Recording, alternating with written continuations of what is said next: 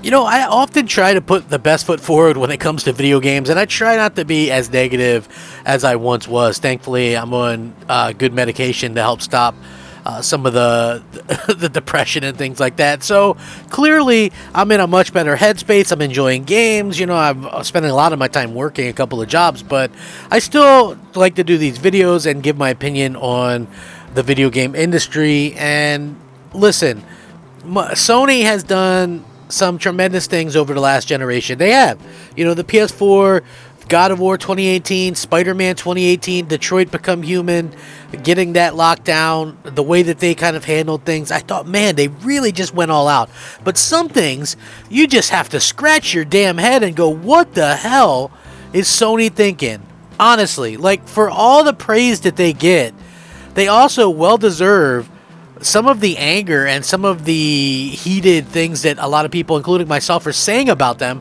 And this is one of the reasons why I refuse to kind of kowtow to Sony. People can think I flip-flop or whatever, you know, whatever the case may be. I'm fine with that. But the people that are increasingly fine with the idiotic things that Sony's doing, man, you're making things worse by not speaking up, right? And I see people defending this crap nonstop. I want to get into it. Hey, everybody, I'm Crap Gamer. This is Crap Gamer Reviews. Please like the video. I'm looking to get 100 likes on each of the videos. Now, listen, Microsoft is by far and away, you know, they're far and away from being perfect. They obviously do a lot of idiotic things, and, you know, I kind of question a lot of the things that they do, and the same thing that, you know, Sony does. But again, Microsoft has made a lot of strides with what they've been doing. So I can kind of go, okay, you know what? I can understand exactly why they're kind of doing the things that they're doing. And, you know, for me, I honestly do not understand what the hell Sony is thinking. Quite honestly, I don't understand it. Now, I want to get into this. Like I said, I feel like it is a increasingly difficult thing to kind of get behind Sony with this stuff, but, you know, again, it's worthwhile talking about. And listen, it's just idiotic. I don't understand it. So according to this report, and again, this is just a report, but it's still something that checks off the boxes that makes sense that they would do this, right? Now, for me personally, I look at this and I go, why would we need a Horizon Zero Dawn remaster or remake at this point? This game isn't that old. They came out, they updated it for free already. They did a 60 frames patch. There's a PC version of it. Like, what on earth would there need to be a remake or remaster of this game? The game already looks great. It is kind of what it is, but I do not understand the thought process at all behind Sony actually going out there and saying, hey, we need to do a remake or a remaster of this game. Like, how does that come into play? You know, I don't understand it at all. And it, not only do I not understand it, but it pisses me off as a gamer and as a fan. Like, it's unneeded. And yes, there's going to be people that go, well, just don't buy it. I understand that, but what the hell are they thinking with wasting any type of resource for this in the first place? Honestly, what's the deal?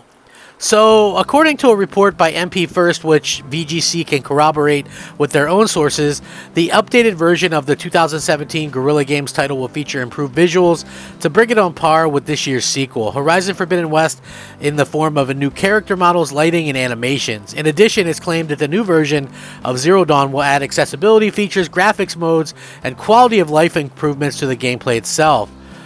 Now, let me just talk about this for a second. All the stuff that they're talking about should be a free update, not a whole nother thing that they're probably going to charge you $70 for. VGC has asked Sony for comment on the story.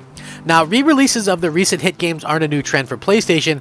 The platform holder has already released multiple remasters and remakes for the PlayStation 5, including Spider-Man, Ghost of Tsushima, Uncharted 4, The Last of Us, also Uncharted Lost Legacy, also they've released so many of these games that I don't really understand what the deal is. Demon Souls remake, like 7. This would be 7 games. Seven. That's crazy. 7 remasters or remakes and not even 2 years of being on the market. How is that okay? You know, I don't get it. So, a PC version of Horizon Zero Dawn was released in 2020 with improved draw distance and higher frame rate, but it mostly reused the assets and features from the PS4 version. In addition to the MP first report claimed Guerrilla Games is currently working on a Horizon multiplayer game for the PlayStation 5 and PC, which matches what VGC reported last year. And VGC understands that the studio has long intended to expand the Horizon series into the multiplayer space, as the sources have previously told us that co-op was first planned for the original Horizon game but was ultimately scrapped so the development team could focus on other areas of the title. Zero Dawn concept art that leaked in 2014, which was verified, even shows initial plans to have multiplayer battles in the game's huge mechanical beasts in a scenario similar to Capcom's Monster Hunter games. Sources said that Sony had been keen to introduce co-op in the game's sequel, Forbidden West, but Guerrilla decided to save the feature for a future project, which they believe would either be a standalone online spin-off or Horizon 3. Sony Interactive Entertainment revealed in May that it's launching a significant push into live service games with 12 such planned titles to arrive by the fiscal year ending in March 2026.